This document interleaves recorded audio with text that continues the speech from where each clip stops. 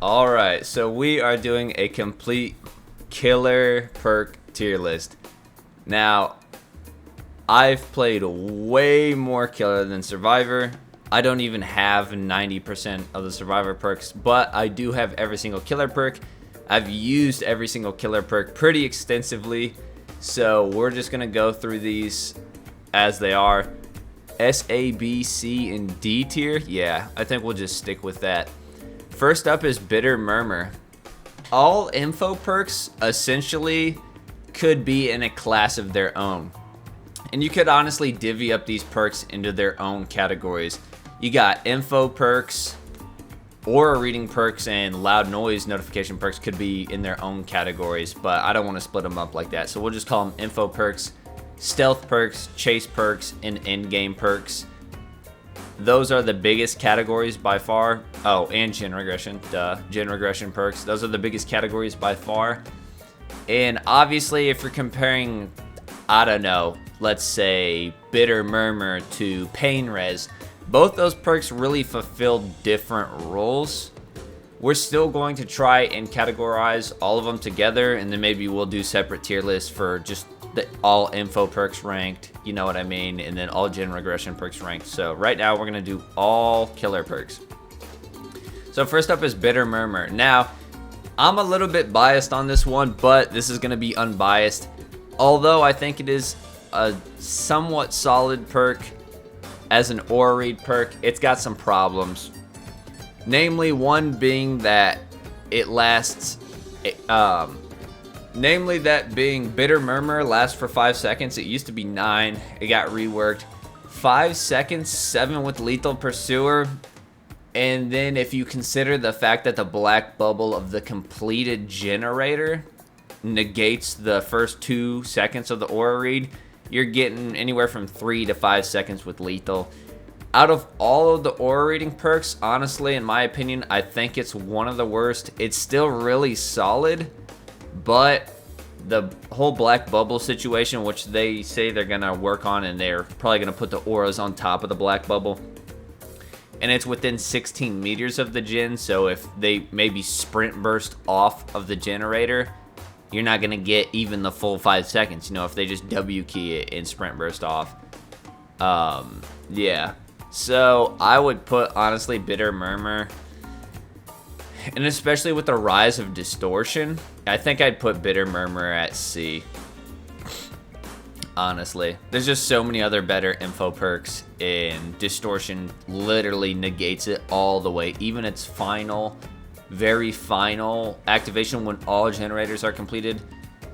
The final activation is when all generators are completed, all survivors' auras are revealed map wide for 10 seconds. But if you're running against a 4-man disto stack, doesn't matter. Doesn't matter at all. You get no aura read whatsoever. Unless you have Lethal Pursuer, then you'll get a 10-second aura read. Up next is Deerstalker. Honestly, trash. This perk is so bad. It reveals the aura of anyone within 36 meters who's slugged. It can be good for slugging killers, like slugging situations, but at the end of the day, if it's taking an entire perk slot, it should be map wide. There's no reason why it shouldn't be map wide.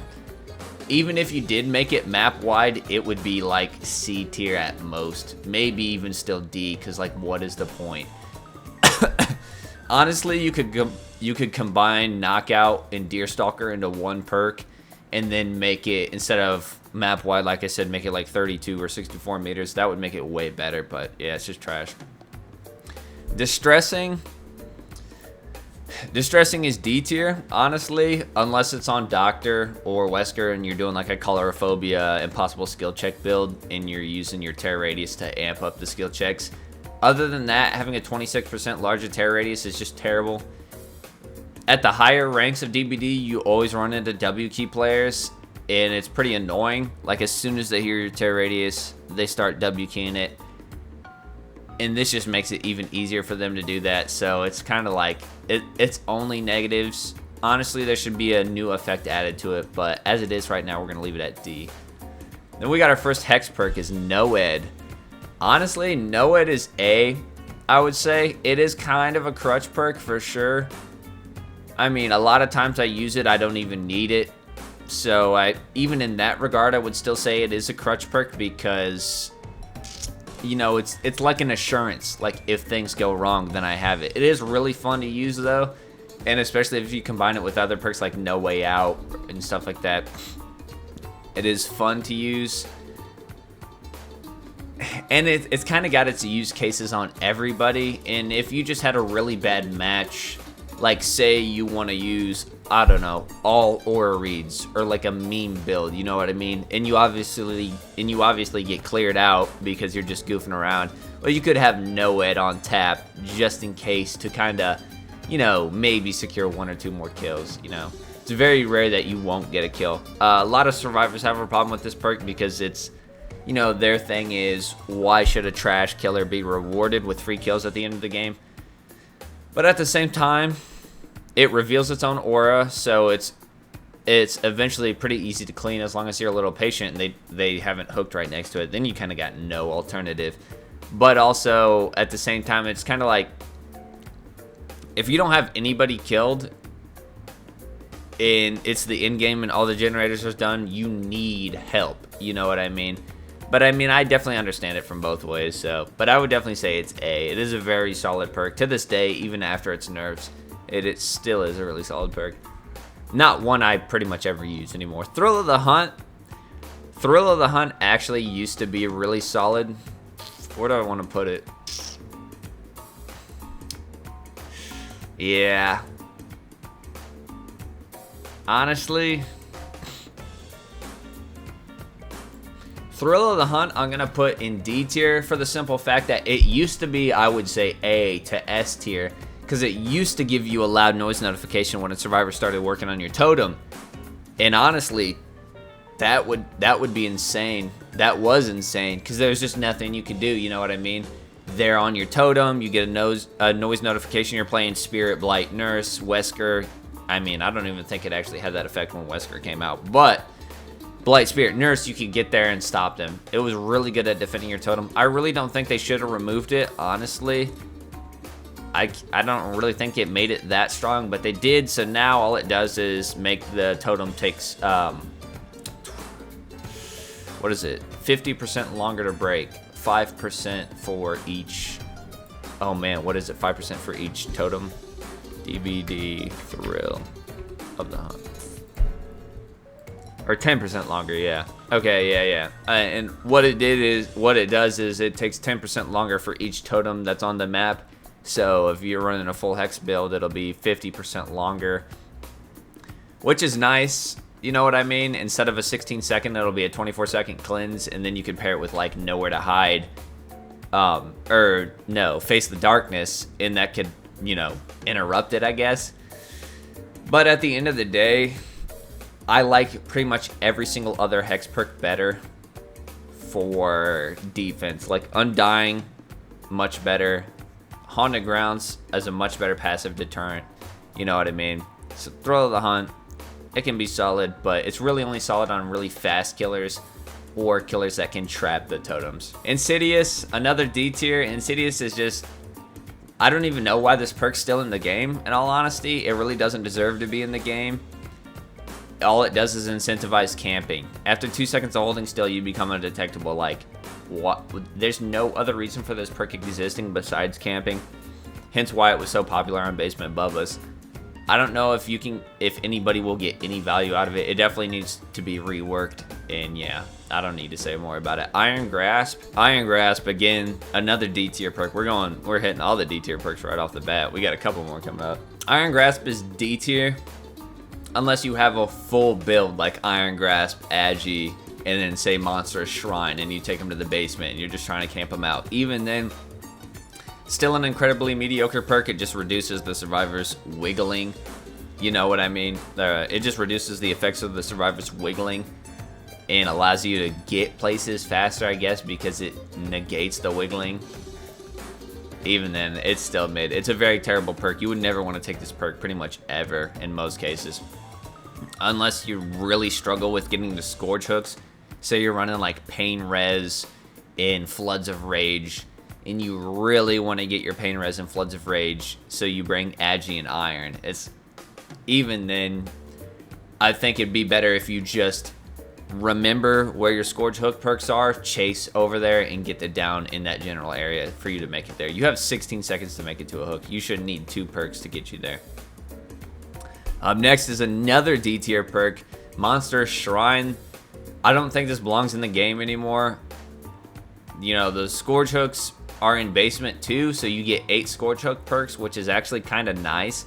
I think the Basement Hook should just be Scourge Hook perks anyways. You know what I mean? You shouldn't need Monster Shrine for it. But with when you're 24 meters away or further, basically they die 20% faster.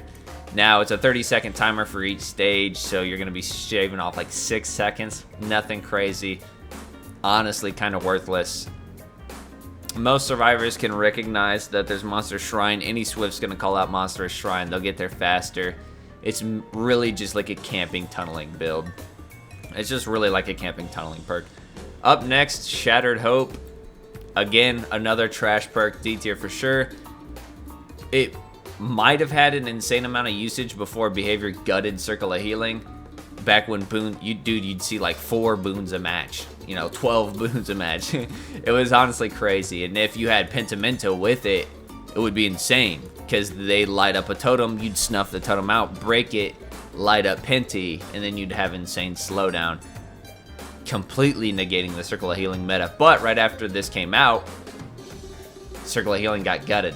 So nobody runs boons anymore, hardly. So yeah, as it stands now, absolutely trash. Honestly, you should just be able to have the ability to destroy a totem anyways. Actually, maybe not, because Pentimento, then you could always have Pentimento. You should be able to destroy a Blessed Totem base kit. Not a Dull Totem, a Blessed Totem. Yeah, I think that could be good. Sloppy Butcher. Finally, we're getting out of the D tier. Sloppy Butcher. I'll throw it right in the middle of the road. It is nice, slow down, the extra 25%, and then the Mangled and the Hemorrhage. The extra 25% slowdown to healing can be nice, but it is getting reworked here in a couple months. It's definitely getting a nerf, so based on that, it'll probably drop a lot lower. I've never really valued the Hemorrhaged and Mangled status effects. Hemorrhage is, it can be good in certain niche cases. You know what I mean? But Mangled is really the bread and butter of this perk. And Mangled it makes a 16-second heal, a 24-second heal, which is nice. That's an extra, 8 seconds of slowdown. But it's just, I don't know. I feel like people rate it really highly. It's just annoying, honestly, on the survivor standpoint side. But it does buy you very precious time, extra time healing, which is nice. And it definitely counters medkits super hard, which is also solid. But dedicating an entire perk slot to it kind of sucks. The fact that some killers have it base kit, you know, kind of sucks. Or like through add-ons as well. Like if I see a 4 health kit Survive with Friends squad, I'll just throw on the begrimed head real quick from the Huntress.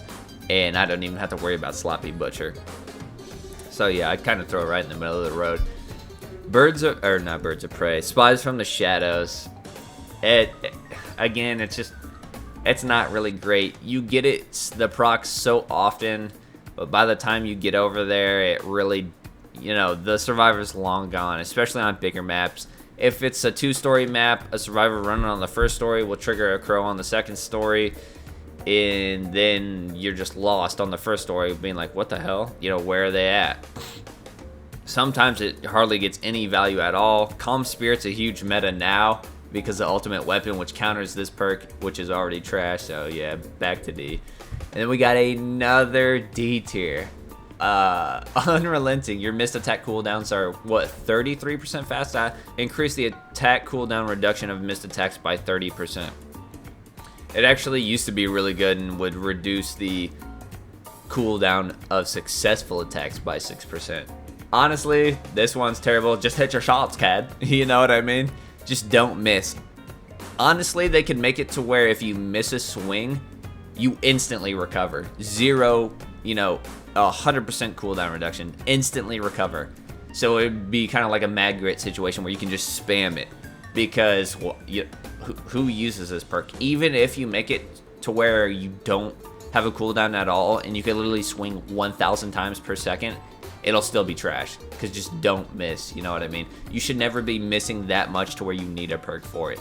It is good on, say, Slinger, you know what I mean? Because you're trying to reel somebody in and you want to swing around an obstacle and you might miss. But even then, I would rather run like Save the Best for Last in some slowdown perks on him than Unrelenting. So yeah. Whispers.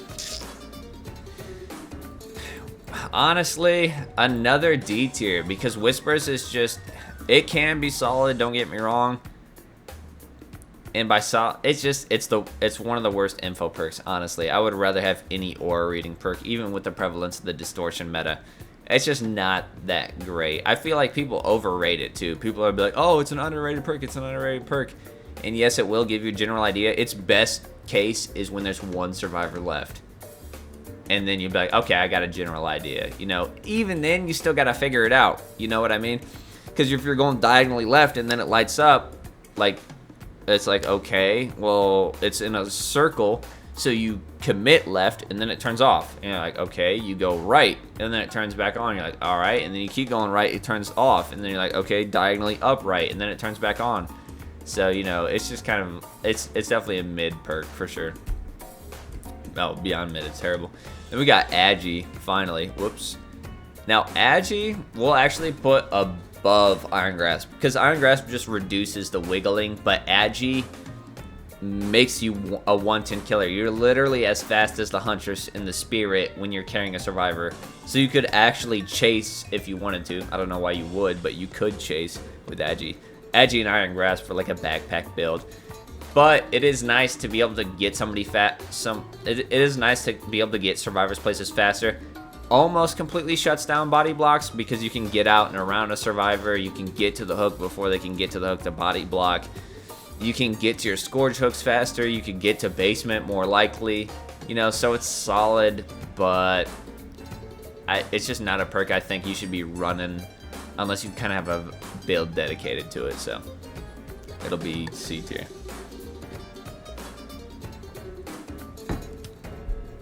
Brutal Strength, we'll put at B. Being able to break and kick pallets faster, generators faster, doors faster. It's solid for sure. On certain maps, it's going to be way better. Like if you're on the game, Brutal Strength is going to be like an A tier perk, you know what I mean? Damn near S tier, because you're just going to be kicking the hell out of pallets. But certain killers really can't use it very well at all. You know, certain killers shouldn't be using it.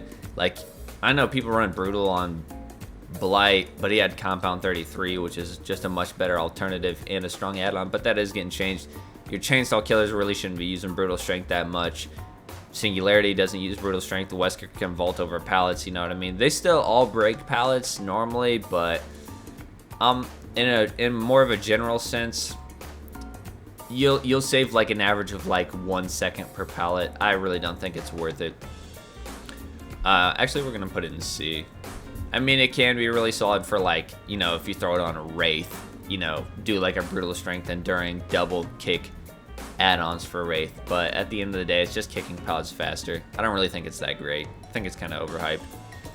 Unnerving Presence. I'm pretty sure that triggers difficult skill checks when you're nearby. And the Overwhelming Presence is the one that consumes items faster.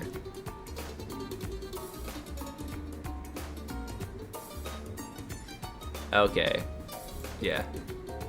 It's a 10% increase to triggering skill checks to survivors. It's literally just a benefit to them. There's literally no downside. I think it makes it more difficult to hit the skill check. Even then, I've seen a couple killers with it never missed a skill check because of it.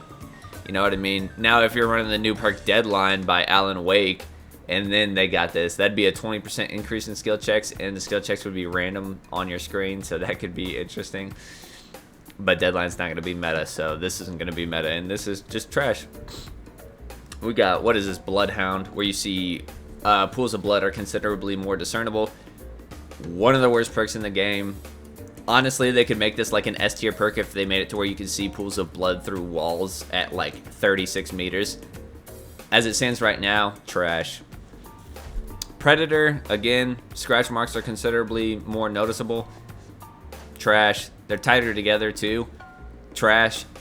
I can't tell you the amount of times I've been just looking across a dark map and the survivor left scratch marks that go all the way up a wall, and that gave them away.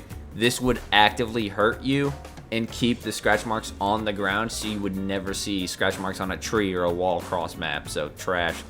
Absolutely trash.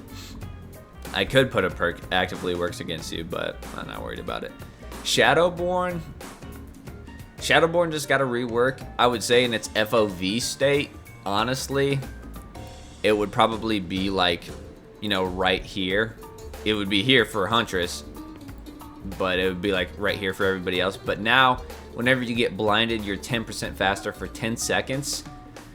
I honestly think it's a really solid perk, especially if you're like getting blinded at a window or during non-animations, basically. A window is still an animation, but it's, you know, significantly less animation. It could be really bad if you get hit by a blast mine and you're trying to put Pop Goes the Weasel on a generator, so you get hit with a blind. 4 seconds later, you can finally kick the gen. Takes 2 seconds to kick the gen, then you got 4 seconds of 10% haste, which isn't great. But even when you're kicking pallets and you get blinded at a pallet, that's 7% haste because it's a 2.7 time to kick the pallet. So, I mean, it's not terrible. And if they get a save on you, a flashlight save while you're picking up somebody, it could be really helpful.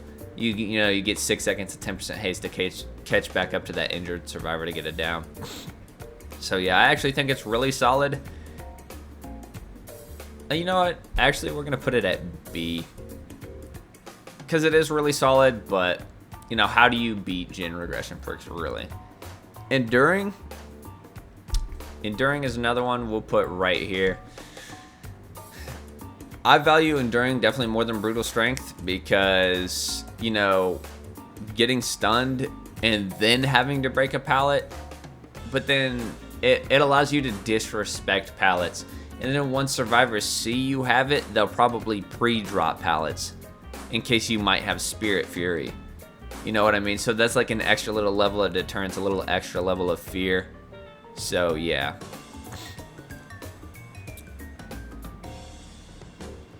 And it is nice if you get hit by a blast mine or like a decisive strike, it's even less, which is... Oh, wait. I forgot. Decisive strike doesn't work with Enduring. Or Enduring doesn't work with decisive strike, but yeah. But then again, you can just... It allows for you to not have to mind game as much. You know, you don't have to respect pallets at all. You can just walk right through. And then they're going to be like, okay, he doesn't respect pallets at all. He tanks every pallet. I'm just going to pre-drop every pallet. And then you could combine it with Brutal Strength. And you could just shred every pallet. So yeah, we're going to have it at B. Lightborn. Ugh. I put it all the way at the bottom just because it's like, it is very helpful in situations where, you know, you down a survivor in the open and you got very altruistic survivors, or you're going to kick a gen that has blast mine on it.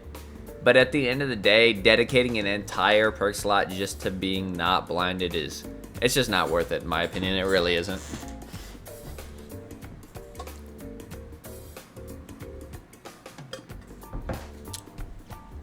Tinkerer. Do I say it's S tier?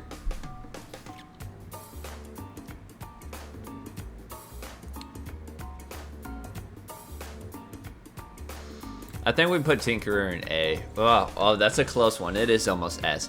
Because being undetectable for 24 seconds and getting a notification when a generator hits 70% progress completion. Ah, man, that's kind of huge. Especially if that allows you to get a grab off a generator, or it allows you to get a down and a surge by a generator, or allows you to get over there, harass him off the gen, and then put down a Pop Goes the Weasel. Honestly, yeah. We'll leave it at A tier for now, but it is a really solid perk. Honestly, you can never really go wrong with Tinkerer unless you're like Huntress. even then, you can still use Tinkerer to get some like cheeky grabs. You know what I mean? But you do have the 50-meter lullaby, so it's kind of, you know what I mean? It's kind of eh. You just don't really use stealth on Huntress, but in pretty much every other scenario, you can get some pretty good value out of it. Nurse's Calling, seeing the survivors of the auras of survivors healing within 28 meters, and then you can bring like Sloppy Butcher to make the healing even longer, so you get an even longer aura read.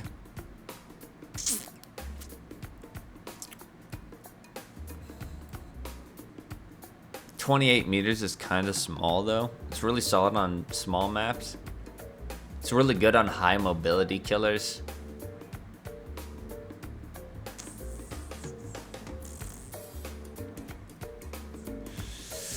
Yeah, it's decent. I would put it kind of at the middle of the road for info perks, honestly. Definitely better than Bitter Murmur in my opinion. And if you have Sloppy Butcher, it could chew through distortion stacks. And it can allow you, it's kind of a mean perk though, you know what I mean? Because if most of the time you're going to be seeing a survivor getting healed right under the hook, and it'll just encourage you to go right back to the hook. I mean, I guess you could chase the unhooker, but even then it's kind of eh. Strider, another trash perk. Man, we got a lot of trash perks in this game, to be honest. Strider is another trash perk just because it increases, it doesn't increase the grunts of pain, it increases the volume of breathing, which is just terrible by 200%. Yeah, it's trash. It's trash. Nobody will ever run this.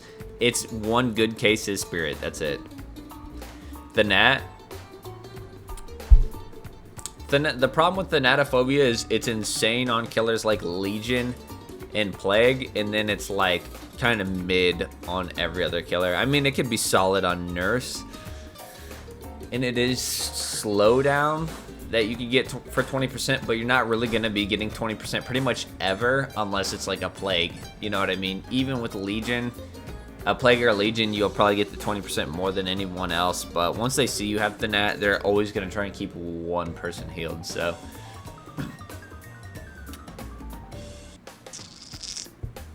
I would put it in B.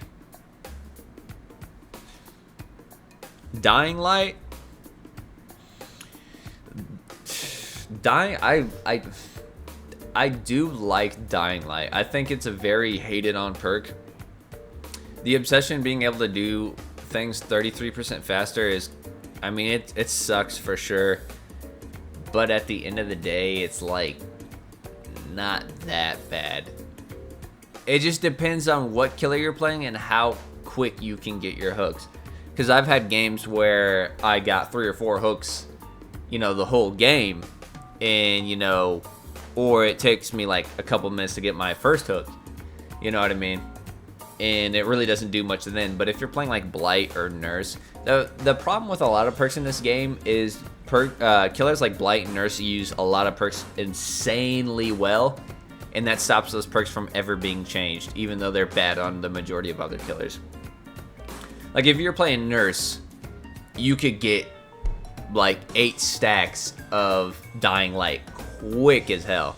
And 8 stacks, because it's 3% slower to gen repair speed at each stack. So 3 times 8, that's 24% slowdown right there, which is better than the Gnat. Yes, it does require 8 hooks, it takes longer. But honestly, if Blight and Nurse didn't exist, they could make it 4 or 5% per hook. As it stands right now, though, I think I'd put it here. The obsession being able to do things 33% faster is kind of a big hindrance too. So play with your food. 5% faster for each token gained, and it's not 5%, it's 5% of 110, 5% of 115, so you're going to be moving probably 6% faster.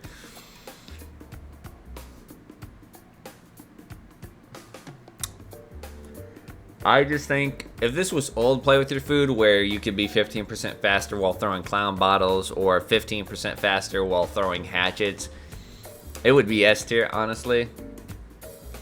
But this is new play with your food where if you look at a survivor, you lose a stack, which is unfortunate. It is really solid on killers, like instant down killers. Like you could get 3 stacks and then throw on Eerie Head as Huntress and, you know, be 15% faster downing people and stuff like that. But the problem is it consumes tokens when you miss. And I do not like the fact it consumes tokens on misses. Like, why? Why? I gained nothing. Why am I losing a token? If I could be 15% faster as Huntress and throw 25 hatchets and still be 15% faster until I get a hit, then we would put this at A. But it's even on misses you consume a token, which I think is so stupid. So we're gonna put it at C, honestly. Save the best for last. It is getting nerfed. Still a really good perk. I think that'll be our first S tier perk. Having a 40% faster. Wait. It's getting nerfed, so it's gonna be 32% faster.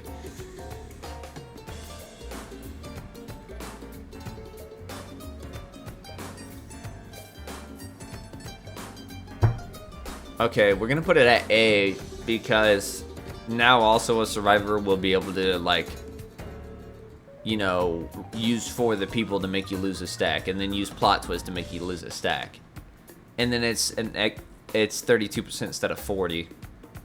Current save the best for last, I'd put at S. New save the best for last, I'd put at A. So we're gonna put it right there, yeah. But having a faster cooldown reduction on your successful attacks is, even 32% is still really good, and you definitely can't sleep on it. But now that it's got the new conditions and the slower, like the less amount of cooldown reduction, it definitely drops it just a little bit. Devour Hope. Now I would put Devour Hope at S tier if it wasn't for the fact it was a Hex perk. It's kind of tough, you know, because it is such a great perk. But the fact that it could be wiped out before it gets a chance to do anything, it is just unfortunate. What would make me put it S tier is the fact that it does everything. This perk does everything, right? You get 10% of haste. You get 10% haste for 10 seconds after your second token. You get tokens by hooking people and people getting unhooked 24 meters away from you. And then once you're 24 meters away, or as soon as you hook somebody, 5 seconds later, you get the 10% haste to help you get away from the hook, right? So it encourages you to stay away from the hook. It encourages you to not tunnel survivors. It encourages you to help chase somebody else, wrap up that chase quicker. And then once you get to your third stack and you down somebody, now you have slowdown.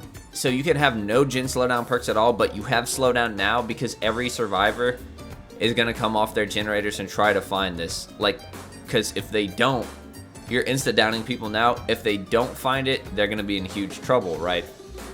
This would be even more of an S tier perk if it stayed hidden while you used M2 attacks. Like if I could have this at 5 tokens and survivors wouldn't know it because I'm using my hatchets, that would be insane. And I would probably put it at S tier.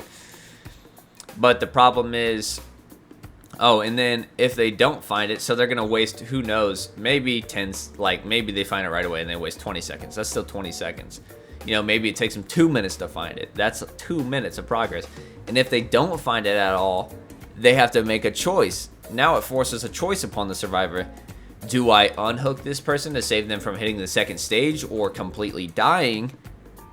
Or do I keep looking for this totem? And if they do unhook to save someone from dying, and then you down their friend across the map and insta-kill them because you unhooked them, you know, it's tough. I feel like this perk makes survivors mad at each other more than every other perk. Because, you know, I can't tell you the amount of times I've downed a survivor, and then, like, I just leave him slugged for a minute, for like 10 seconds, and then a survivor unhooks the other one, and then I insta-kill this dude who's never been hooked at all. You know what I mean? They could have waited an extra 30 seconds to pull that dude off the hook. So yeah, definitely an A tier perk. It is S tier in the fact that it is so good, but it's also D tier in the fact that it can be cleansed within the first 20 seconds of a game and it just does nothing at all. But it is strong enough, and you could combine it with Undying to where I would put it at A. And I can't tell you the amount of games where this perk alone carried me, like single-handedly won me a game.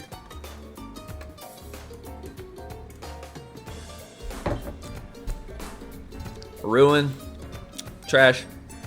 Absolutely garbanzo beans. Used to be S tier, got nerfed, was still S tier. Trash now. 100% reduction. I mean, that's something. Not having to waste time to kick Jins is something.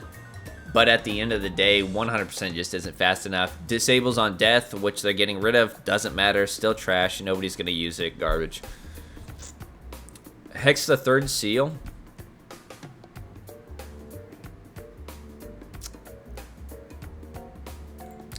We're going to put it at the bottom in D tier just because the third seal, yes, survivors are oblivious for the entire duration the totem's up, and you can cross map somebody and they're oblivious. And this really helps with windows of opportunity being the most picked perk in the game. And it can also cause survivors to let their teammates die or reach second stage on hook on accident. But there's just so many better hex perks than the third seal, honestly. So that's why I put it at D. Also has the negative, like the con of being able to be cleansed instantly. So yeah. Monitor and abuse. They're getting rid of the FOV. So it's just going to be the terror radius modification. I guess we'll put it in C. It's got its niche uses. It's definitely not great, but it's definitely not the worst by far. Having a bigger terror radius outside of chase, but a smaller one in chase is kind of... Or having a smaller terror radius outside of chase and a bigger one in chase is... That's alright. You know, it can allow you to do some really cheeky things, but yeah. Overcharge. Overcharge, unfortunately, got a huge nerf. And now it starts at 85% regression rate, and then it goes all the way up to 135, which is terrible over the next 30 seconds. Basically worthless. The best part about it is the difficult skill check you get. If you miss it, you only lose an additional 4%. I think they can make that 10%, honestly, because who misses overcharge? You maybe miss your first overcharge skill check, and then you know about it, and you pretty much never miss it ever again. So they could make it to where if you miss it, you lose like 20% of your progress. The default 10% and then an additional 10%, just because it's so rare to miss them.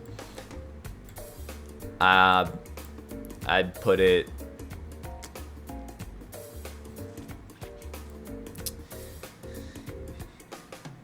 Yeah, I'd put it in B tier. Overwhelming presence. Another trash one. Just consumes items faster while people are in your terror radius. Dog water. Beast of Prey. Or no, is that territorial imperative? Yeah, that's territorial imperative. Okay, yeah, I was right. I was right the first time. That's Beast of Prey. Alright, there it is. Territorial imperative. Honestly, I think they could do so much. I'm going to make a whole video about fixing these terrible perks. Yeah, you know, survivors will probably go in a basement to get the chest. Maybe. I mean, I almost never do. And then in that case, if they do that, you get a free basement down, which is honestly a really good thing if you want to camp. But other than that, it's just trash. You could have put it back on the 20-second cooldown. Honestly, you could make it to where their aura is permanently revealed for the duration of them being in the basement. The 6-second cooldown is, you know, or the 6-second aura read is just worthless, honestly. It's not that good of a perk to warrant it. Yeah. Hex Huntress's Lullaby.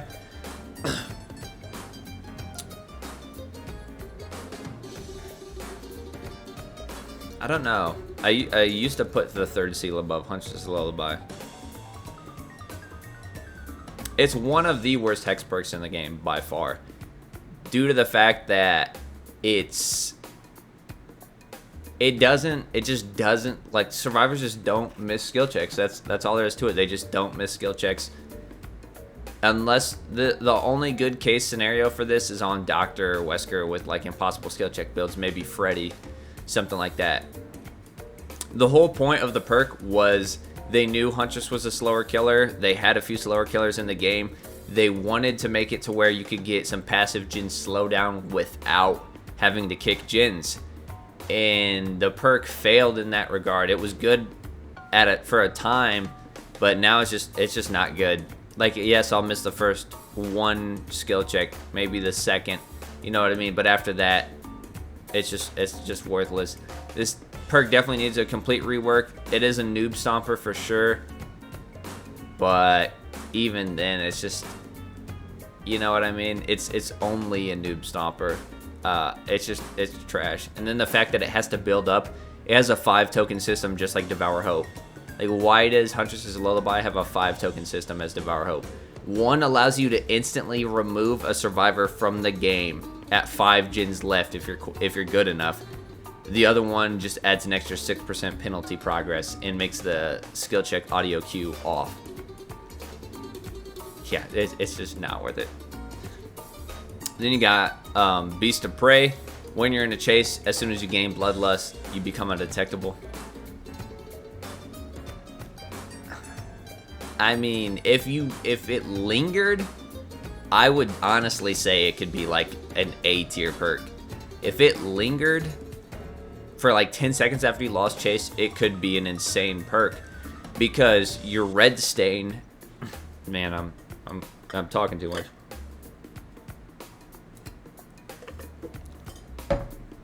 Because your red stain is such a huge part of your mind game ability. If you're running a loop and you're not mind gaming with your red stain, you know, that's a problem. You know what I mean? They're gonna see you. They see you coming. They know where to go because of your red stain. Although if you get rid of the red stain, you can't manipulate it too. Like, you can aim your red stain one way, but be moonwalking. You know, make them think you turn around. But with this, it just completely removes it. But yeah, if they made the effect linger for like 10-15 seconds after you lost chase, because you can lose chase pretty easily too. So yeah, it's just not that good. Barbecue and chili is going to be our first S tier perk. Oh, 45 minutes in, we got our first S tier perk. Barbecue and chili is obviously S tier perk, even with the disto meta, because it's just the information. Most Distortion has like an 8% to 10% pick rate, so chances are you'll at least get a few procs, like 1 to 2 people without it, 3 a game maybe. And just the information is so huge. Every killer can use really good information. Aura reading perks are they're just great, honestly. In 40 meters away, I mean, yeah, that's its own thing. You could combine it with Awakened Awareness, so that way you see any survivor within 24 meters of you, and then you get an aura read for 40 meters. But then you got 12 meters where a survivor can be where you don't see anything at all. But yeah, S tier perk will always be an S tier perk. Combine it with Lethal Pursuer, it's even better. Franklin's Demise.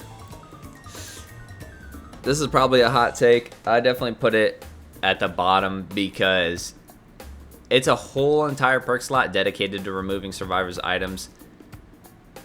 And yes, it could be really good for like a 4 toolkit scenario, 4 toolboxes, 4 health kits. But at the end of the day, dedicating an entire perk slot to just making survivors drop their items, I don't really think it's that good. I think you could put a slowdown like Pain Res in place of it. It'd be way better, honestly. And if you see 4 toolboxes and it's just like, I might lose if they're really good toolboxes. Who cares? You know what I mean? Let's just move on to the next one. Knockout. It has such a low pick rate. It's just really not that great. Survivors' auras aren't revealed when you're within 24 meters to other survivors, or 16 meters. If they're over 16 meters away, you can't see their aura, right? And then they crawl 50% fast or slower. Yeah, faster. They crawl 50% slower, and then there's one more thing. Oh, they're deafened, which is pretty much worthless. It's just not that great. It definitely encourages slugging super heavy. Survivors really don't like being slugged.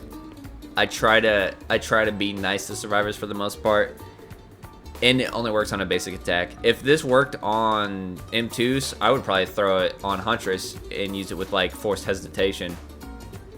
If it worked on M2s, I'd probably throw it on Huntress and used Forced Hezi with it, so that way I could get a snipe on a gen and then, you know, catch up to the survivor and down them and stuff like that. Just, you know, it would definitely help with slugging a lot, but yeah. Up next is Blood Warden. The problem with Blood Warden is that it's so difficult to activate because survivors 99 gates. If there's ever a perk to where survivors can't 99 gates, or it just becomes like a base kit thing to where survivors can't 99 gates anymore, this perk would probably shoot up to S to A tier, honestly. But the fact is, survivors always 99 gates, and they almost never open the gate until they're all ready to go. You know what I mean? So in that regard, 9 times out of 10, you're not going to get usage out of Blood Warden. But it is nice that the survivors who pop the gates open early and like to sit and teabag sometimes get caught pretty heavy with it. And it is nice to get it, you know, to land the Blood Warden value and, you know, destroy some toxic survivors. So yeah, definitely C tier. Fire Up. Fire Up's kind of a tough one. You get 4% faster for each gen that's completed. 4% faster at action speeds. 4% faster at vaulting, kicking, picking up, dropping. Honestly, they could just make this base kit like downright. This should just be base kit for every killer. You're 20% faster at everything when the last gen's done. I think it would kind of help out killers more. If they don't make it base kit, they could just make it to where it's 6%, so that way you're 36% or 30% faster at everything. But you know what I mean? The more you suck, the better you get. They're like trying to help you out basically with Fire Up. I honestly think it could be base kit, and it still wouldn't be that crazy. As it is now, I mean, it's not terrible. It's definitely not at the bottom with any of the others by any means, in my opinion, but it's not great. Remember Me? Remember Me makes the gates take 36 seconds to open. 24 from Remember Me, 12 from the base, 12 seconds. As long as you brutally tunnel out the Obsession, you'll be fine. You can combine it with No Way Out to be really nasty. The problem is,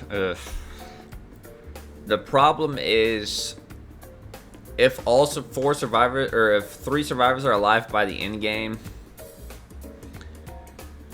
and they're not injured, I mean, it may get you 1 more kill. It's really best in the 1v1 scenario, honestly, because a survivor can, you know how they'll 99 it right before the first light bulb appears? Well, this is going to throw off their timing with that. And even when they do get the first light bulb to appear and you like walk away and then they go back on it, you're definitely going to be able to catch them. It can be really great if you're playing Huntress and you have clear line of sight to the gates and you land a cross map on an injured survivor at a gate, because they have to spend more time fixed in a certain spot. And 36 seconds is honestly long. That's like literally a third of a generator, but it is very niche in my opinion. Make your choice. Yeah, I think I'm gonna leave it here. Just 60 seconds of exposure on 1 survivor. It's got a 60-second cooldown. Damn, I'm dying over here. Got a 60-second cooldown. Hangman's Trick, trash. Was actually pretty solid in its first iteration, and its second, absolutely garbage now. Reveals the auras of survivors within 12 meters of a Scourge hook. But yeah, just garbage. Surveillance.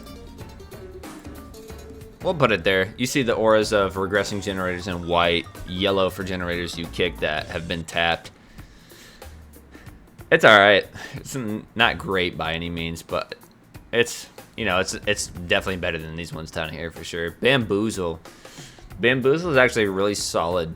I feel like it's kind of a slept-on perk. Being able to block a window for 16 seconds, honestly, is nice. And I feel like people underestimate it really. Like, yeah, everybody uses it on Cannibal and Billy, right? Chainsaw killers. But I think it's also really good on 110 killers like Huntress.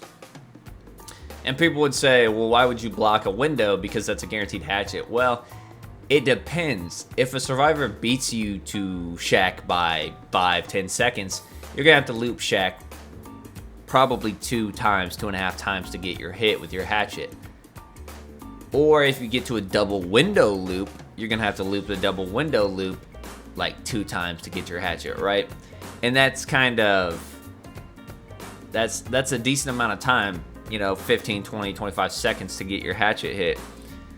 But if you bam a window in Shack, first of all, almost nobody expects it on Huntress. But even on every other killer in the game, now they immediately have to drop Shack pallet. You have to get rid of the strongest pallet in the game. You have no choice. So Shack pallet is gone. You get to Shack, you instantly bam the window. Shack pallet's gone. It's over. Unless they just take the hit and go down. So that's a really good thing. Double window loops is a really good thing. It shuts down some of the strongest loops in the game, honestly. And you use it on your command, on your will. You know, like on the Coldwind Farm maps, where there's that pallet loop with the rock wall and the other rock wall with the vault location, which is a really strong loop. You can just vault that rock wall loop, and then they have to give up the pallet. And then if they ever go to that loop again to loop the vault location, you can bam it again. It honestly shuts down a lot of high wall loops and forces the pallet out quick. So I think it's a very underrated perk. Colorophobia, it's 50% slower healing when within the tear radius. There's like 2 killers who are going to use this good.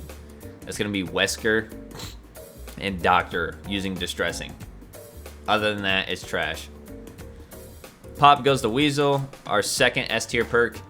30% of the generator's total progress is removed. So if a gen's 99 and you hit it with Pop goes to Weasel, 30% of it's gone. Almost 30%. Yeah, absolutely insane. Great slowdown. Anything that can help slow down a game that's getting out of control is nice. You can get it, 12 times a game, potentially 11. Huge.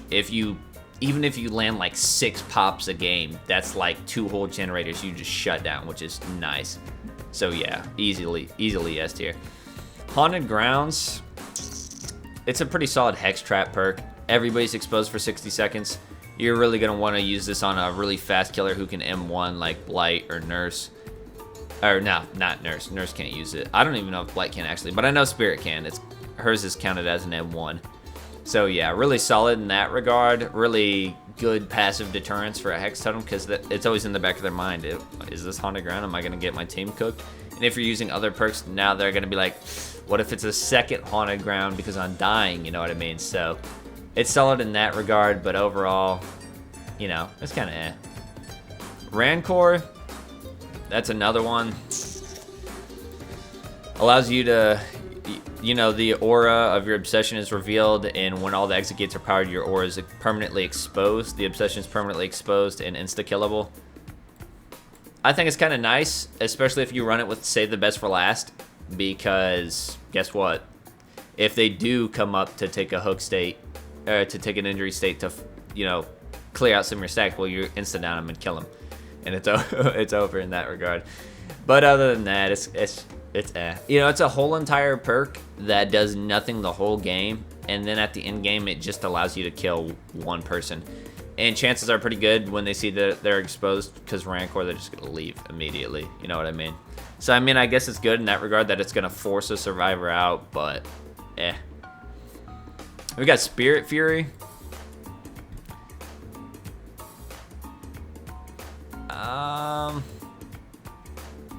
I mean, I think Spirit Fury can be solid. It really needs to be ran with Enduring.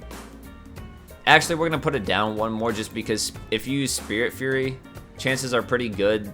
As soon as they see it, they're just going to pre-drop every single pallet, and then it just does nothing. And then if you didn't bring Brutal Strength, that's going to suck. That's all there is to it. Disco, ooh, that might be S tier. We'll put it at A. Disco, it's nice to know when there's 2 people on a gen. It is so nice because you can be pretty safe about every other gen. Even if there are people working on it, you got more time. But Disco's gonna let you know that there's 2 people on a single gen, and you got to get over there quick and make something happen. Especially if you pair Disco with Tinkerer, or you're using Disco as Nemesis, and the zombies react to Disco. I honestly think it's a really solid perk. Probably Legion's best perk. Iron Maiden used to be like an S tier perk for Trickster and Huntress, but now that they got their fast speed, it's still solid. 30 seconds of exposure and a loud noise notification, like a scream notification. It's alright. It's alright. Survivors really don't hide in lockers that much. It really does punish head-on users for sure. Like, I can't tell you the amount of times I got insta-downs as Huntress when I ran into head-on users because of Iron Maiden.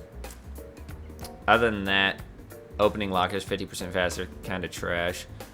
You know what? Now we're actually gonna put it actually at the bottom because it doesn't even help reloading faster. There's no point in searching faster unless maybe you could pair it with ultimate weapon, but why would you waste a whole slot for that? Yeah. Mad Grit. Mad Grit pauses your timer when you hit somebody while you're carrying someone. You can do the Mad Grit spam animation, so we're gonna put it right there. Just because you can spam a million hits per second. But when it does get value, it gets value. But how often do you have teammates taking protection hits? I hardly ever have teams take protection hits. I run into 4-man swifts all the time, and they never take a protection hit unless you've already been carrying for a while. Like, say there's a score choke that's 10 seconds away and you're trying to get there, and they know you've been carrying for a while, then they might start taking hits. But other than that, yeah. I think there's way better anti-body blocking perks. Corrupt Intervention. Honestly, Corrupt Intervention I'd put at S due to the fact that survivors absolutely can cook generators at the beginning of a match. And this will completely shut that down. And it will force them towards you. Even if you get it down within the first 30 seconds of a match, you know, it did its job. It didn't do as good of a job. I think it would be better to maybe try to injure a couple people, but if you get it down quick, it's still solid. When this perk was, you know what, actually we'll put it at A, because when this perk didn't deactivate when you got it down instantly, oh my god, this was a brutal perk. It was a permanent run for me. 2 minutes of gen blockage was just insane. Dark Devotion. When you hit the obsession, your tear radius is transferred to the obsession, and you have no tear radius, which can be solid. You know what I mean? It's not terrible. It's not great.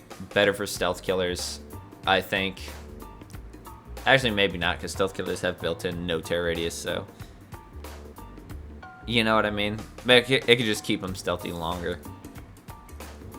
It's goofy. It can trick survivors and make them panic and stuff like that. Maybe they'll let off if you're using Deadman Switch, but eh. Infectious Fright. Kind of think it's an overrated perk in all honesty. It's really good for altruistic teams, like if you're worried about flashy saves, you get it down and then Infectious Fright procs. Wait, does Infectious Fright only work with M1? I don't remember. That definitely makes it more trash. I do not like perks that require basic attacks. I just think that's terrible. Like, imagine if you could land a cross map hatchet on a generator, down someone, and then within 32 meters of that down survivor, everybody yells and reveals their location. So that would be great information. But unfortunately, it doesn't work that way. It's only basic attacks. I hate basic attack perks as a Huntress main. So I guess I'm biased in that regard. New Furtive Chase. Anytime you hook the obsession, you get undetectable and haste for 15 seconds. Okay, 18 seconds of undetectable and 5% haste, but it is the obsession only. So you're probably going to want to bring an obsession switching. Oh wait, no, Furtive Chase already switches obsessions.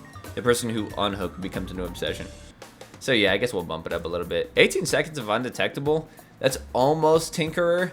And then 18 seconds of 5% haste. I mean, that's not terrible. That's not terrible. Definitely way better than it used to be. Ugh, used to be absolute garbage. Thrilling Tremors. Oh, man. Yeah, we'll put it here. A 45-second cooldown's kind of crazy, honestly. I think they could drop it to 30. Not a big fan of that cooldown. 6 seconds for read, 8 with lethal. Can be really solid, really good for Huntress, really good for Slinger, really good for Executioner, and just fast vaults in general happen all the time, and then it'll really help you mind game at a loop. So definitely solid. I think B tier for sure, yeah. Thrilling Tremors.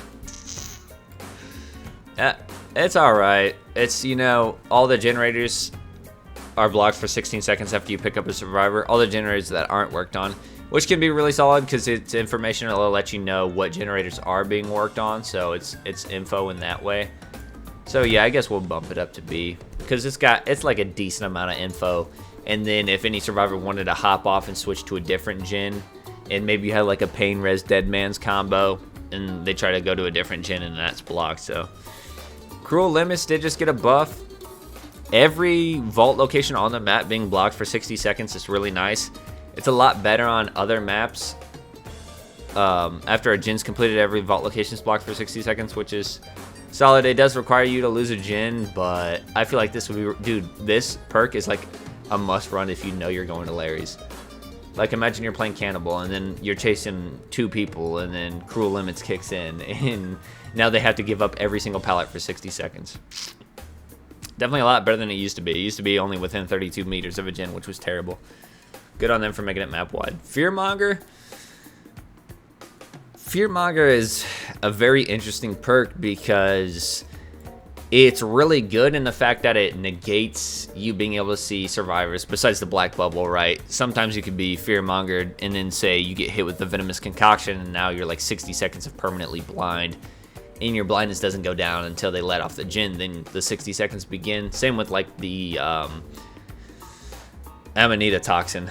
And Amanita Toxin is the blindness and venomous concoction is the exhaustion. But the problem with Fearmonger is it encourages survivors heavily to W key. Like 9 times out of 10, if you're using Fearmonger, survivors, as soon as they hear your terror radius, they're gonna W key and start walking immediately, which is very annoying. So there's that problem. Jolt, Surge, whatever it's called now, I don't remember now that Stranger Things is back. Again, I put B. I do not like M1 perks. Why is this an M1 perk? It's 8% on a gen. I should be able to cross map a hatchet. I know a lot of this is going to sound biased because I'm a Huntress main, but really 8%, you're really not going to let me hit somebody with a hatchet cross map and get a little bit of extra pressure. Like what killer is holding this back from being an M2 perk? Cannibal? I guess. Billy? Maybe. I don't know. Nurse? I mean, it's a hard sell. It's a hard sell. It is 8%, and now that you can only regress gens 8 times, I'm gonna put it down here. Actually, I forgot about that. Blood Echo, way too long of a cooldown. 80 seconds. The survivor has to be injured, and they're exhausted and blind. Oh no, exhausted and hemorrhage, right? Yeah. I don't know. I'll put it right there. It's just got way too long of a cooldown. Way too long. Nemesis. Switching obsessions when you get stunned. Trash. Zancian Tactics. Being able to see pallets in vault locations within 32 meters. Trash, in my opinion. Really good for Survivor, though. Obviously, because that's like their only lifeline.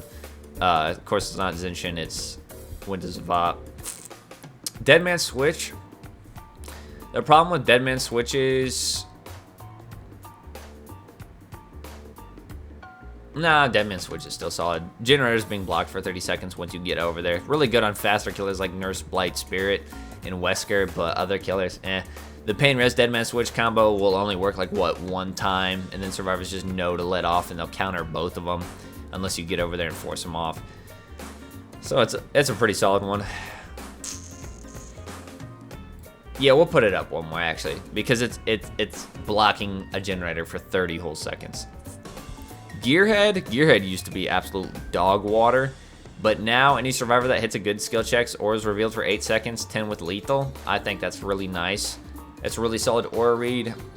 It's got no cooldown, so anytime you injure a survivor for the next 30 seconds, any survivor who hits a good skill check has their aura revealed for 8 seconds, 10 with lethal. Map wide, so every survivor could hit a good skill check at the same time, and you get 4 aura reads, you know what I mean? And the fact that it has no cooldown at all, perfect. I actually really like it now. Now that it's a good skill check. It used to be great skill checks only and you would never see it. So yeah. Retribution, the 15-second aura read when a totem's broken is really solid. 17 with lethal. But honestly, I feel like there's just so much. There's way better hex perks, in all honesty. I would not bring Retribution at all. It's just not really worth it in my opinion.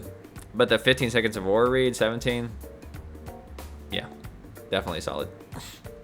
Deathbound. What? Dude, I don't even remember what Deathbound does. Not even gonna cap. I think they scream when they leave the radius Causes the survivor to scream, triggering a loud noise notification. For the next 60 seconds, the survivor suffers from Oblivious whenever they're further than 6 meters from the healed survivor. Oh yeah, that's trash. Because I could just land a hatchet on somebody with the Amanita Toxin and get 60 seconds of Obliviousness immediately. Or no, Blindness. Oblivious? That does make it a little bit better, but it's still trash. Where the hell did it go? That's Forced Penance. Where the hell's Oh, there it is. Yep, trash. Forced Penance, an 80-second cooldown cripples this perk.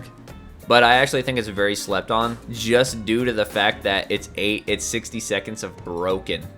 Or is it 80 seconds of broken? It should be 80 seconds of broken. Okay, yeah, they're broken for the next 80 seconds, which is really solid. And it's protection hits too. So you could be cross map, a survivor's unhooking another survivor, and you hit them with a hatchet, and they're broken for 80 seconds. The problem is, though, they're not going to be healing for 80 seconds. They're going to be working on a Jhin for 80 seconds. Or healing their other survivor for 16, then working on a Jhin for like 70.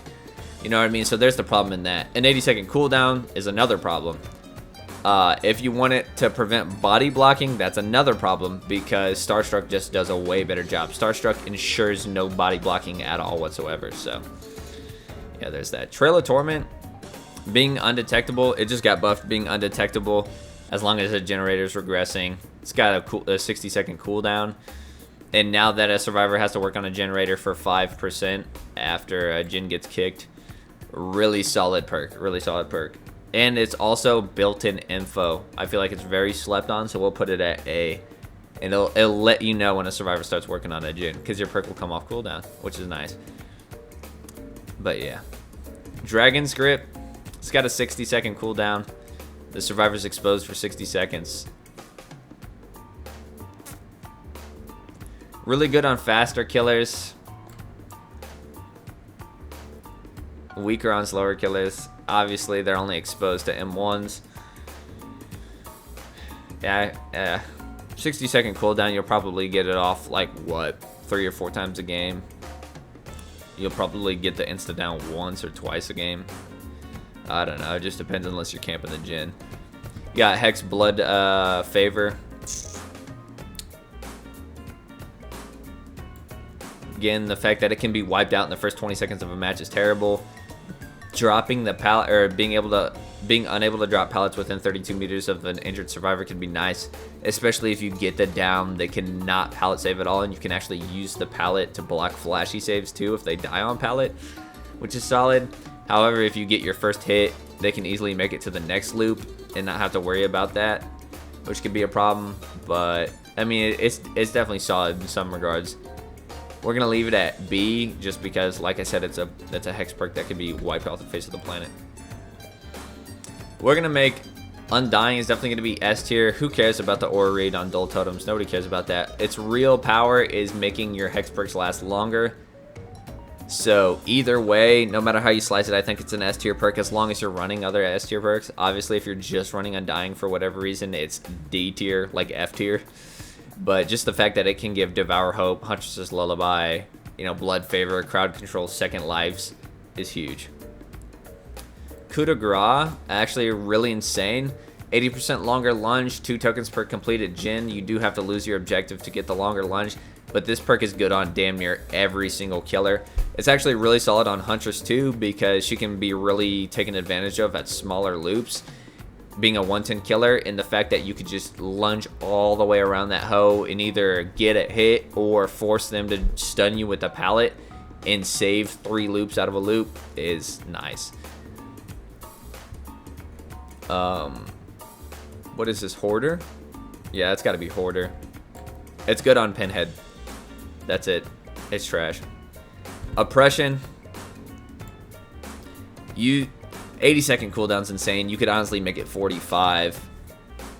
It gives the three most progress generators a difficult skill check. Maybe you could combine Oppression with Huntress's Lullaby, and that would be low-key insane. I might have to try that actually now that I think about it. But 80-second cooldown is tough, man. Why is it 80? Why is it 80? You know what I mean? 60 at the most. You could honestly get away with 45. Hex Crowd Control. Anytime a survivor fast vaults a window, the window's blocked.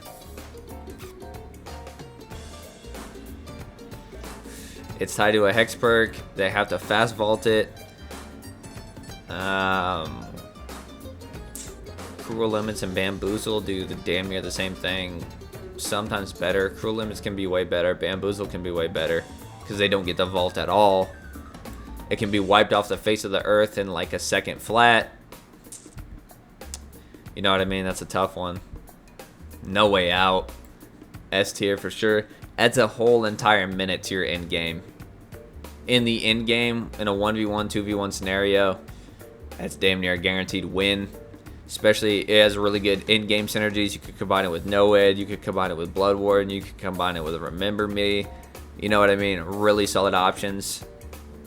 Just a whole minute in the end game is insane. A whole extra minute allows you to do so much.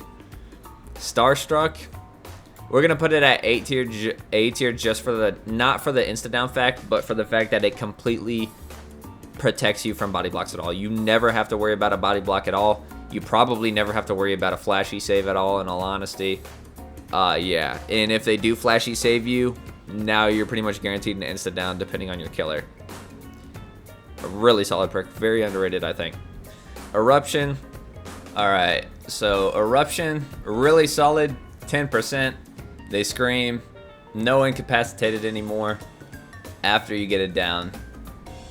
Wait a minute, is it only on a basic attack or is it a down by any means? Yeah, I'd leave it at A for sure. 10% penalty, that's basically a missed skill check, way better than Surge. Well, 2% better, and the Aura Reveal is really nice. If it still had its incapacitated for 25 seconds, it would be yes. Hysteria. You know, anytime you injure a survivor, the other injured survivors will be oblivious for 30 seconds. That's nothing crazy. It has a cooldown of 30 seconds. Lethal Pursuer, S tier perk. The very beginning of the game, you get 9 seconds of aura read, so you know exactly where to go. Extends the aura reading duration of every single other perk by 2 seconds, which is insane. Extends the aura reading duration of everything by 2 seconds. So, Glowing Concoction from the Huntress, which is hitting a survivor reveals their aura for 5 seconds with a hatchet. Now it's 7 seconds. So each time you hit a survivor, you basically get a Floods of Rage on them. You know, if you get Floods of Rage, you get 9 seconds, which is a Lethal Pursuer every time they get pulled off a Scorch Hook. Don't need to say more. Deadlock, obviously, the most progress gen is blocked. After a generator is popped, the next most progress gen is blocked for 30 seconds. Huge, can allow you to deliver a Pop Goes the Weasel. Allows you to get over a gen to apply your effects to it. Just gives you information on where survivors have been hanging out generally. An absolutely insane perk and damn near a must run on every one of my killers. It's nice. Passive slowdown is nice. I'm not a big fan of kicking gens. Plaything's a tough one because it's really solid. With Pentimento, it's S tier, but on its own, I'd put it at C. So we'll put it right in the middle of the road at B because survivors not being able to hear you. You know, you're basically undetectable to survivors. You still have your red stain, but they don't hear your terror radius, which is nice in pretty much any regard at all. So I think it's definitely an underrated perk, definitely solid. Scorch Hook, Gift of Pain, 16% slower once they're unhooked and they've been healed. Next time you injure them, they lose that debuff. It kind of encourages you to, like, say you have Save the Best for last, right? Or you have an obsession-based perk. You want to hook your obsession straight off the rip and then, like, never touch them again, basically. Honestly. And the fact that you just can't hit the survivor again after that or else the effect goes away, it's kind of like, what's the point? I hit so many people so much. I think you could make it like 20%, honestly. But even then, it's eh. Grim Embrace, new Grim Embrace, S tier for sure. Who knows if it's going to get nerfed. Each time you hook a survivor, when you move 16 meters away from the hook, all generators are blocked for 12 seconds without exception. After you hook the 4th survivor, every single generator is blocked for 52 seconds because it's 40 plus the 12 from the 4th survivor. Absolutely insane perk, definitely going to be part of a new meta. Can't wait to see it in action. Incentivizes you spreading out pressure, which is nice. We definitely need more 4-hook perks that are stronger. Pentimento. Pentimento's a tough one. Obviously, we're going to count it with running other hex perks. Absolutely insane.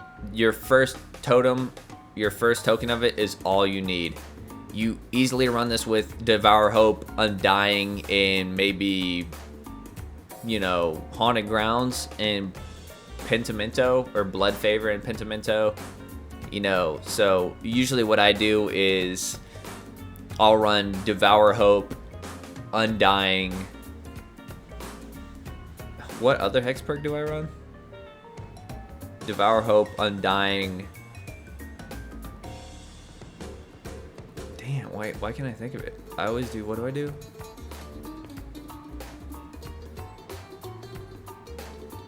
Devour Hope, Undying, Devour Hope, Undying, Pentimento, and Plaything is what I usually do.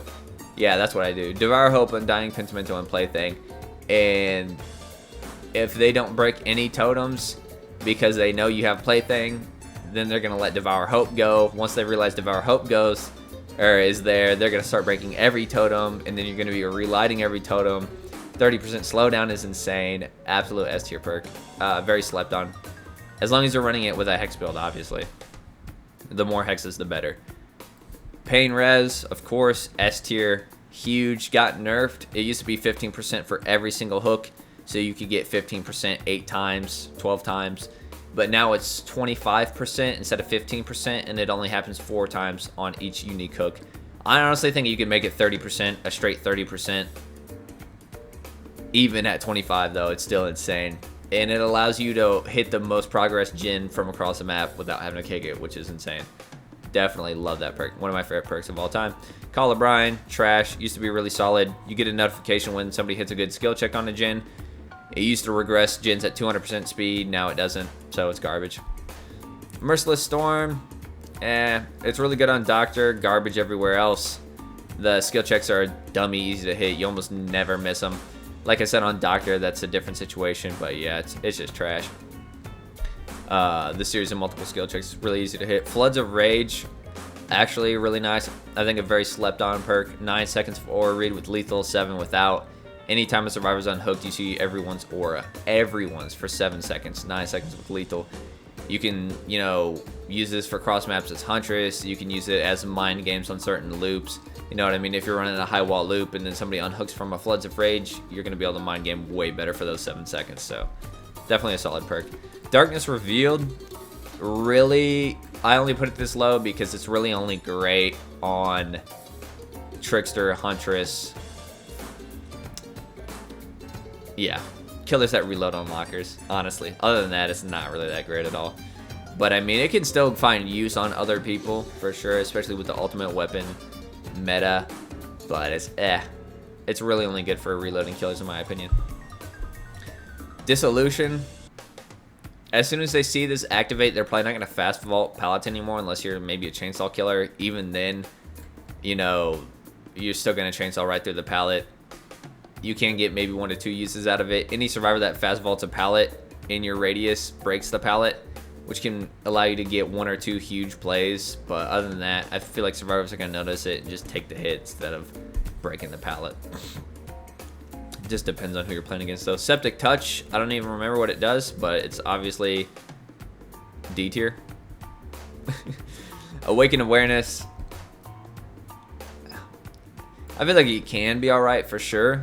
I would put it at C tier. You see this auras of any survivors within 24 meters of you while carrying. I kind of wish it would be like wall carrying and then it lingered around the hook for maybe 5 seconds. I don't know, something like that. But 24 meters is pretty small in all honesty. So, and if they're running distortion, just doesn't matter.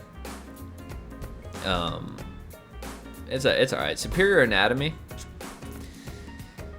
Being able to vault 45% faster can allow you to get some really crazy cheeky hits, especially if you're using it with like tier 3 Myers. You're just zooming through windows. You could combine it with BAM for another 15% and block the window. So if you do a window fake and pretend you're going to go through a door and then you double back to the window and vault it, you're guaranteed to hit the survivor no matter what.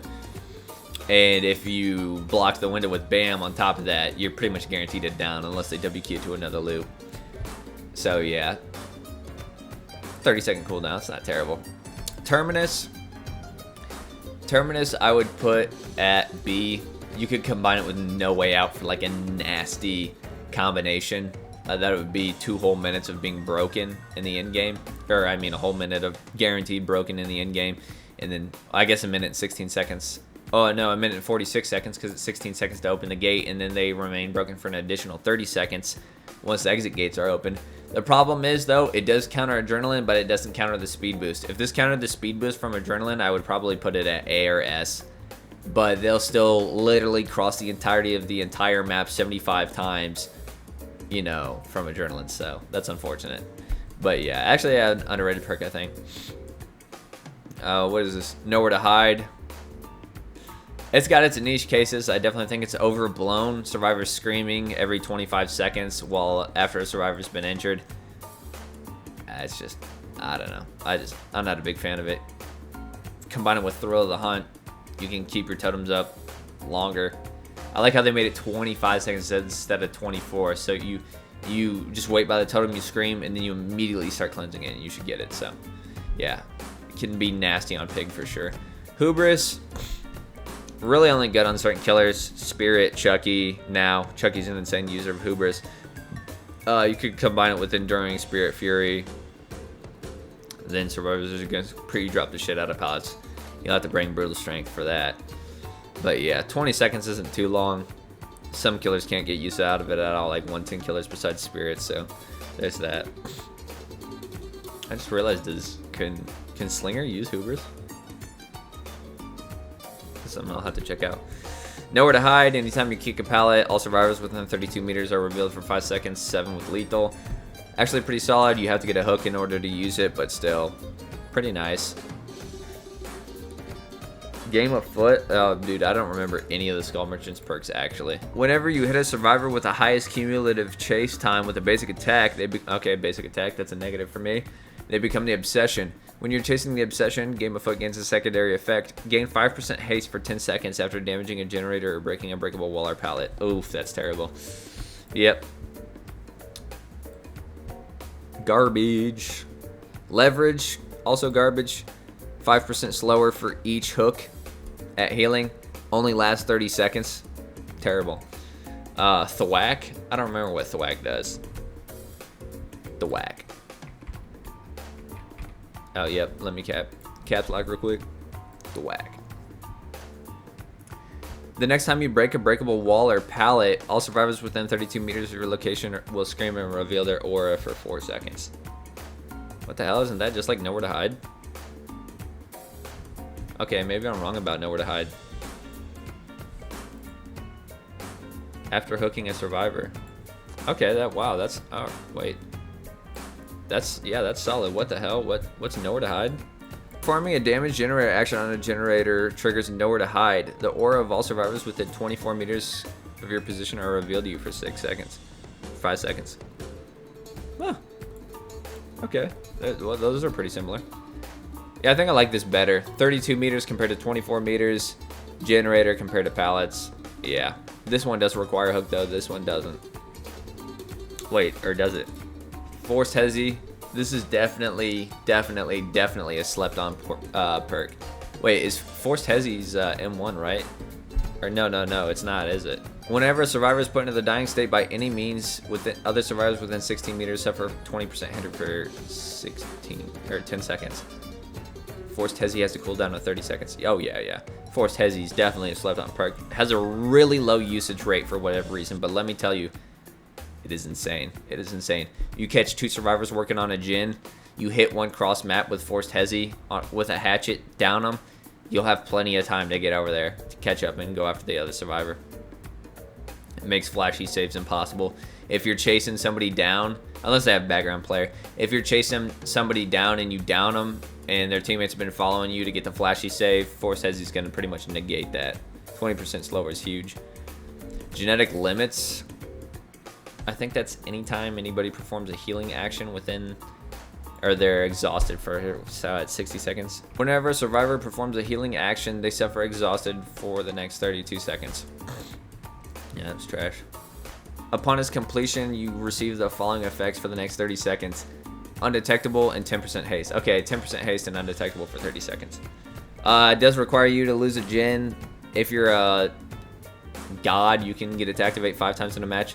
Most times, you're going to get it twice a match max. 10% haste and 30 seconds of undetectable is nice, but it's just the activation requirements are kind of stiff. Alien Instinct, being able to see the furthest away injured survivor after hooking a survivor. It's solid. It's solid, but it's not great, I don't think. Kind of overrated. Rapid Brutality.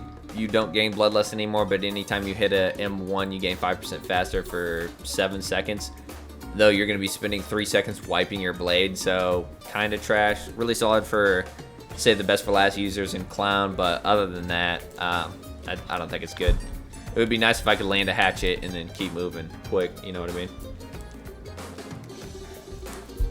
Ultimate Weapon. It's getting nerfed soon. Who knows what they're going to do to it, but in its current state, it's a really, really solid info perk. I think it's definitely probably one of the most meta perks right now. I really don't see it as much lately, but yeah, the info, anytime a survivor enters your terror radius, they scream and give away their position. Yeah, that's solid. Batteries included. Very overrated perk. Very overrated perk. Does not deserve it. It's why are you chasing near completed gens? Really good in the end game because every gen's completed, but you should never, if a survivor's ever taking you to completed gens, like, what are you doing? It doesn't linger long enough to be really any value, in my opinion. I mean, we're gonna actually put it up 1 just because indoor maps, it's insane. You can't not loop near it. Completed gens damn near. And the radius is 12 meters, which isn't great. Friends till the end can be insane on some people. The 10 seconds of aura read is nice, but other than that, you're really not gonna get the exposure status effect that last 20 seconds. So yeah. And then Hex 2 can play. Being blinded for 1.5 seconds is a joke. Let's be honest. It's terrible. It's terrible. So yeah, that does it. That's all killer perks ranked. We put them all together in one. Kind of hard. Honestly, this list would look way different if it was just gen regression or just info perks or just hex perks, you know, which we might do at a later date, but I think this by far is the... Well, man. I don't like the fact that this is, you know what I mean? I think I like this better. Okay, you know, we'll actually put BAM up here, and then, yeah, that's what we'll do. Alright, so there it is. All killer perks ranked. Man, that was, what, 2 hours? I'm gonna put this video on 1.25 times speed as base, because I don't think anybody wants to watch a 2-hour video. Not of me, at least. But yeah, so that does it. That's all of the killer perks ranked. That one took a long one.